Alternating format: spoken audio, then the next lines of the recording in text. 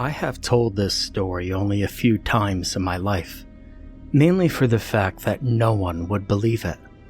I mean, I barely believe it, and it happened to me. Sometimes I wonder if I was just hallucinating or imagining things, but 6 years is a long time to imagine things or to hallucinate.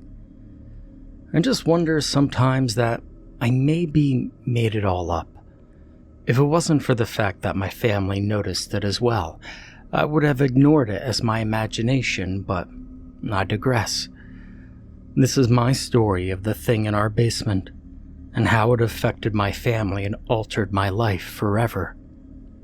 This entire story starts in 2002, a few months after we moved into our old family farm. My uncle had died and left my mom the farm. We moved over 2 provinces to make it there for the funeral and to move into the house. It is an old house, built in the 20s. It's close to 100 years old. It has a history and will probably outlive most of us. Anyway, as I was saying, it started around springtime in 2002. We started feeling things in the basement. An intense hatred, almost like something was staring at us who hated our guts. That feeling started to fill up the basement as soon as you stepped foot at the top of the stairs. I was only 11 at the time, and all I knew was that I hated going down there. But being curious, I would play this sort of a game. This game involved me standing at the top stair and slowly moving down the stairs. I would stay about 30 seconds on each stair before moving one down. I would keep doing this until the feeling got so bad that my throat went dry. I broke out into a cold sweat, and my heart started beating frantically from the fear that the anger, hatred, and malice inspired. Once I couldn't stand it, I would bolt back upstairs and hide in my room until the feelings would disappear. For nearly a year, it would be like that. But I never noticed that during that year, the number of steps I could take down in my little game decreased from 8 to only 3. In the fall of 2003, I had to get a loaf of bread from the freezer downstairs. Usually, I avoided such tasks because I hated how the basement made me feel. But I figured I would do it quickly and have it done and over with. I stood at the top of the stairs, a knot of fear forming in my stomach. I was apprehensive, and so I started walking down when I tripped on the 3rd step from the top and tumbled the rest of the way down. I laid there, dazed on the floor. My head had cracked against the concrete wall at the bottom of the stairs. My mom had to come down and get me back up the stairs, but I remember laying there and thinking I saw something underneath the stairs. A dark figure with narrowed yellow eyes. But I thought nothing of it. I had hit my head pretty hard and had a concussion, but yet I couldn't stop the feeling on my right foot. It felt like someone had grabbed it right before I tripped and fell.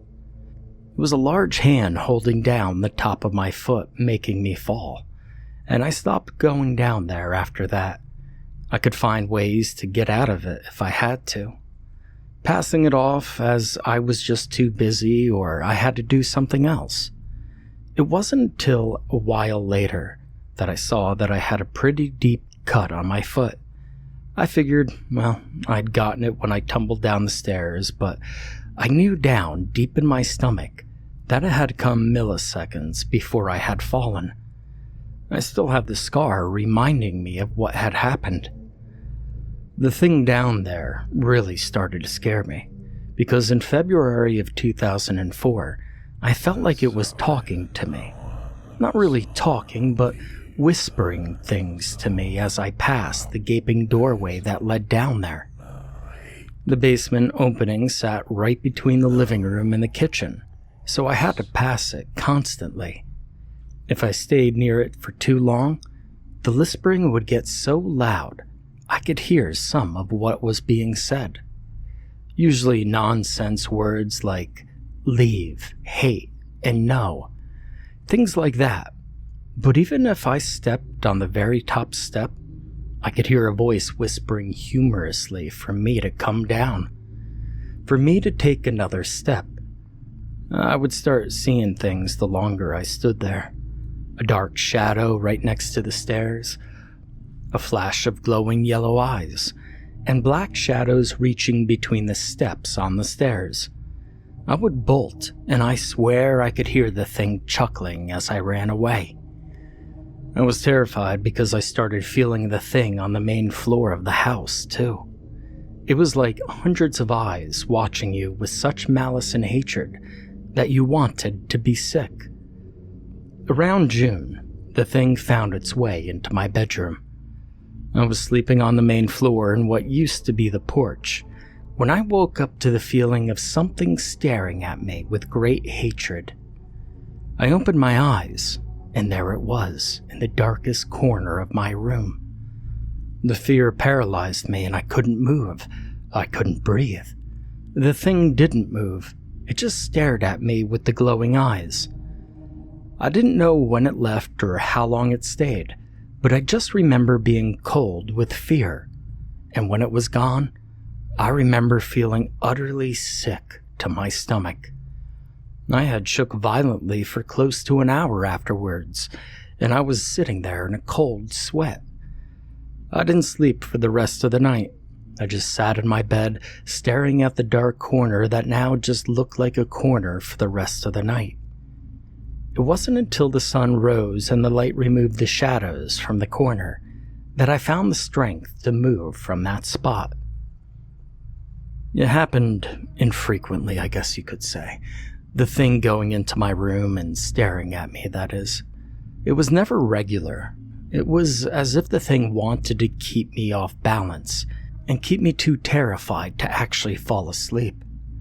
Always wondering if that was the night the thing would come into my room to wake me up with a terrible fear crawling through my body. Being 13, I couldn't talk about it. I wanted to figure it out on my own, but my mom knew something was going on. You know mom's intuitions. They can always tell when something was off. And so she told me she knew about the thing in the basement, that she felt it down there every time she went into the basement. The malice and hatred all aimed at her. She told me that it scared her too. I remember thinking that she didn't know about it. She didn't have it coming into her room. She didn't have it watching her all of the time. I was so scared I was ready to cry at the slightest provocation. My siblings felt it too, but they just ignored it, calling the house creepy and old. No one felt the thing like I did. And then, in September of 2004, this thing did something I didn't think it was capable of. The constant fear had settled into my skin like a tight and dark blanket. It dragged me down. The school marks had fallen into the low 60s, and I couldn't shake it off no matter how hard I tried. I wasn't sleeping properly, and the thing still came into my bedroom to wake me up and terrify me for a few minutes, or up to an hour. I never knew the exact time the thing stayed. All I knew was that it was just there. Anyway, on this particular occasion, I had fallen into an exhausted sleep, going nearly 2 weeks without having the thing coming into my bedroom at night. I woke up to something pinning me to the bed. I was terrified to open my eyes, terrified of what was there. It was like I no longer had control of my body, and I opened my eyes despite trying to clench them shut. Nothing was there. Its bright yellow eyes stared into my own, and its mouth was open as if it was inhaling something. I screamed, but it felt like something had stolen the noise, as if the thing had inhaled it, stolen it, perhaps even eaten it. Its expression was that of anger, but it was as if it was enjoying it. Its face reminded me of that angry wildcat, the face pulled back in a snarl. It laughed low in its throat, and I fought hard for it to get off me. Time stood still as its face got closer and closer to mine. I could feel its hands clutch my upper arms tightly, and I remember feeling the heat from them burn my skin. I wanted to cry and scream, but all the sounds I made were silence as they left my mouth, and the thing chuckled some more. I felt my heart feel like it was going to burst from my chest. It pounded so hard. I felt like I was going to throw up. I felt so terrified because I thought I was going to die. And just before the thing's mouth reached my face, my mom opened the bedroom door and the light chased the thing away. I immediately started sobbing and telling my mom that the thing was trying to get to me. She let me lay on the couch and felt my forehead. I had a high fever, and she believed me to be delirious. But I know now that it was the thing that caused the fever. I mean, how hot its hands had been on my skin, how the heat burned through my body and scared me more than its face ever could. It was after that incident that I discovered a change in my behavior. I felt angry all of the time. Not just angry, but filled with rage. You see, I would scream and shout at the stupidest, slightest things. I was dark and brooding, and my mom told me it was like she didn't know me at times, like I had just changed overnight. I scared myself during this time. I couldn't control my anger. I couldn't even control my actions. The thing retreated to the basement and I couldn't understand what was going on, but I felt more comfortable around the basement, like I was home when I was down there. It was only after a few weeks that I realized the thing had accomplished what it tried to do. It had planted the seeds of hate, malice, and anger within me. It terrified me more than anything, because not only did those seeds grow, but I was losing more and more of myself when they did, and I had no way to get myself back. I was slowly becoming like the thing in the basement, and there was nothing I could do to stop it. It was around the peak of bad behavior that I met an unusual person. Well, not so much a person, but a thing. Like the one in the basement, but it was like the yin to the thing in the basement's yang. Whereas the thing in the basement was evil, angry, and terrifying, this other thing was the complete opposite. A ghost, a guardian, an angel. Hell, I had no clue. All I know is that when I met him, I was free of fear, anger, hate, and malice for the first time in nearly 2 years. It was such a relief to be free from such negative feelings for the first time in so long. It felt so wonderful that I wanted to cry. Now I knew it was a male because when I saw him, he was younger. A few years older than me, but still young. I was 13, and I first met him on the family farm. I remember feeling like I knew him, that he had been looking after me for a while, but I'd never met him before in my entire life. And it was that familiarity that made it so I wasn't at all concerned for my safety, as I asked him his name, and I also asked him if he'd like to come into my house for a drink of water. Now, let me elaborate a bit here. I am getting ahead of myself and my thoughts are scattered everywhere. This was June of 2005, and I was wandering around the large span of trees behind the house when I looked through a break in the trees and I saw him. Being as curious as I was, I walked through the trees until I broke through and stood at the edge of the clearing. His back was to me, and after a few seconds of silence, I called out a greeting. He turned around and waved. He had such a beautiful smile and was dressed in 19th century riding gear, but he was wearing a loose-fitting white shirt. Now, I didn't think anything of it. Many ideas of why he was dressed like that crossed my mind, but all I could think of was the fact that he had been so warm. It was a very hot day, one where you felt like you were melting if you sat down on the couch or stood still for any period of time. We stared at each other for a few minutes. The smile never left his face, and I finally realized that I felt no fear or anger.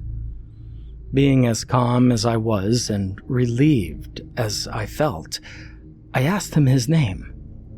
The answer made me a tad wary, not for the fact his name was William, but how the answer was received. It was like it surrounded me, as if he was far away and a gust of wind carried the name over a great distance, like an echo of an echo. He continued to smile, and I had to smile back. I told him my name was Scotty. I asked him if he would like to come in for a drink of water and to cool down. He nodded, and when I turned to the house, I felt him take my hand. I looked over and no one was there, but after all I had been through so far, I could no longer muster the urge to care. I walked with his hand in mine all the way to the house, but as soon as I opened the door to the house, I knew I had pissed off the thing in the basement. Big time. I could feel him everywhere, just waiting in the porch, and I stood in the open doorway to the house for a long time, not wanting to step into that, not wanting to subjugate myself in the form of mental torture. I wanted to cry because the peace that the figure William had given me only a few minutes ago was completely gone. I was terrified once again. I forced myself to take that first step into the house, and I wasn't assaulted by the feelings as I had grown accustomed to, but I could feel another presence with me as I walked through it. I could feel it put itself between me and the thing in the basement. That night, I spent the first night sleeping like I had never had before. I could feel William in my room. At this time, I had moved upstairs to sleep. The porch bedroom was no longer feeling safe to stay in. I remember waking up in the middle of the night to see William again, sitting in a chair staring at the door, as if waiting for the thing in the basement to try anything while I slept. I fell asleep after he looked over and nodded, as if to say I could sleep without fear. I woke up feeling so refreshed and happy, I actually surprised my mom. She gave me a hug and told me that she had missed me. I knew what she had meant. It was the first time that I had full control over my emotions and my actions, and I reveled in it. Weeks went by and the thing in the basement was stuck where he started, in the basement. Those weeks turned into months, and it wasn't until the last remnants of the summer of 2006 passed that the thing in the basement came back out. Not for me, but for my year-old niece. She started having nightmares. She didn't want to sleep in her crib. William, who hadn't left my side since the day I met him, left me to stay with her. I knew this because I found myself feeling like I had before he had come, angry and terrified. The thing in the basement switched targets again. I didn't know why it targeted me like it did, and I didn't know why it affected me like it did, but then again, I didn't know then what I know now. For a month I felt like that. Then I felt William around me once again, staying in my room, putting himself between me and the thing in the basement. Shortly after, my niece started having nightmares and refusing to sleep in her crib. We were in a struggle, and the thing in the basement knew we had caught William between two things. It was either me or my niece. He was going to have one of us, and there was nothing William could do to stop it. I knew that at the time. I knew it was either me or my niece, and I made up my mind that it would be me. I refused to allow my niece to be taken in by that thing like I had. It was during this time my sister called one of her friends, a shaman. He told her he could feel the thing, and that either we had to leave, or it did. My sister tried to do a simple cleansing, but the thing in the basement just shook it off. It was close to a year before she had enough help to do a complete cleansing. I was at school at the time, and she and my mom did it. And I came home to a different house. The thing in the basement was gone. Not destroyed, but banished from our dwelling. With him, the cleansing banished William as well. I felt sad without him. The house felt empty, but a good empty. Just humans in the house. Nothing else lingered. It was at peace. Now, I'd never believed in the supernatural before the incidents. I'm an agnostic atheist, so I shouldn't believe in this stuff, but having lived it, I find that I cannot not believe. I did some research afterwards and I discovered that I'm an HSP, a highly sensitive person, also known as an introvert. I'm able to perceive things that others cannot. This is why the thing in the basement affected me so much. But I'm still scared though. Not that the thing in the basement might come back, but for the fact that we banished him from our house. It's for the fact that it's still out there. It's not gone. We did not kill it. This thing is still out there preying on people like me, hiding in the dark, waiting for the perfect time to strike. The perfect time to plant its seeds of hate and anger to create more things like himself. I'm one of the lucky ones, one that escaped its angry gaze. Others might not be so lucky, but if it exists, others may as well. More creatures, more things out there preying on the unsuspecting, hiding in the dark shadows of bedrooms, closets, and basements. I don't know if you can destroy them or even fight them. All I know is that you have no defense against them. You can't fight them. You can only resist, but once they get their claws, seeds, or fangs into you, there's nothing you can do. And unless you find your own William, it is impossible to truly rid yourself of them. We banished the thing in the basement, kicked him out the door, but one must remember, doors open both ways, and we forgot to lock ours. That much I know, because we accidentally let some other things in.